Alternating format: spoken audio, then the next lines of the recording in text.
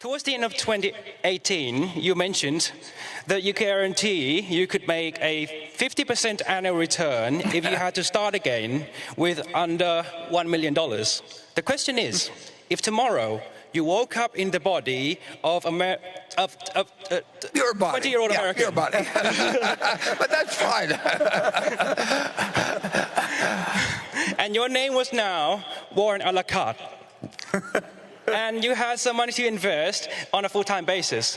What method or methods would you use to achieve that return? Would it involve flipping through 20,000 pages of Moody's manual or similar publications? Yep. Or finding, to find cigar butts? Or would it be hunting for great companies at a fair price as Mr. Munger would? Or would it be a combination of both with opportunity cost serving as the final arbiter of which method to use, given that your investing opportunity has now broadened significantly? Thank you. ขอบคุณครับ Good question. I'm glad you came. And the answer would be, in my particular case, it would be going through the 20,000 pages. And since we were talking about railroads, I went through the Moody's transportation manual a couple of times. That was 1,500 or 2,000 pages, or probably 1,500 pages. And I found all kinds of interesting things when I was 50 or when I was 20 or 21. And I don't imagine there's anybody here that knows about the Green Bay and Western Railroad Company, but there were hundreds and hundreds of railroad companies, and I like to read about every one of them. The Green Bay and Western, in those days, everybody had a nickname for railroads. I mean, that was just what Northern Pacific was, the Nipper, and Phoebe Snow was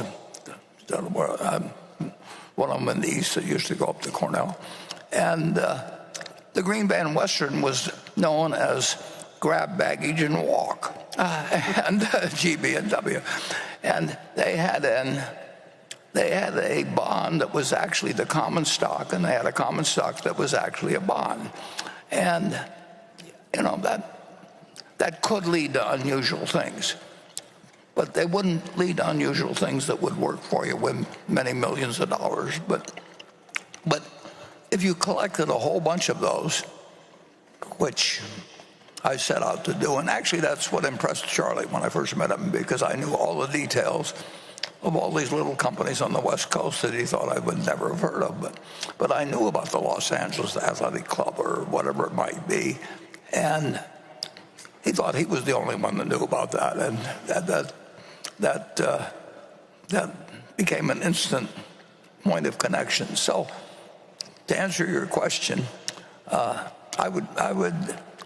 don't know what the equivalent of Moody's manuals or anything would be now, but I would try and know everything about everything small, and I would find something. And with $1 million, you could earn 50% a year. But you have to be in love with the subject. You can't just be in love with the money. You really got to just find it like essentially like, people find other things in other fields because they just love looking for it. A biologist looks for something because they want to find something. And that's built into. I don't know how the human brain works that much, and I don't think anybody understands too well how the human brain works. But there's different people that just find it exciting to expand their knowledge in a given area. I know great bridge players. I know great chess players, actually. Kasparov came to Omaha and met Mrs. B.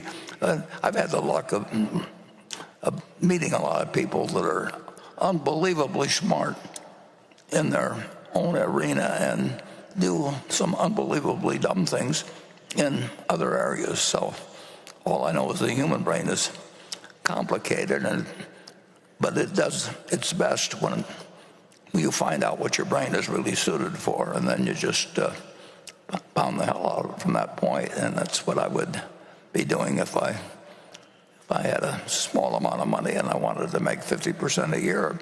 But I also wanted to just play the game, and you can't do it if you don't find the game of interest, whether it's bridge or whether, whatever it may be, chess, or in this case, finding securities that are undervalued. But it sounds to me like you're on the right track. I mean, anybody that'll come all the way to this annual meeting has got something in their mind other than bridge or chess. So I'm glad you came, and come again next year.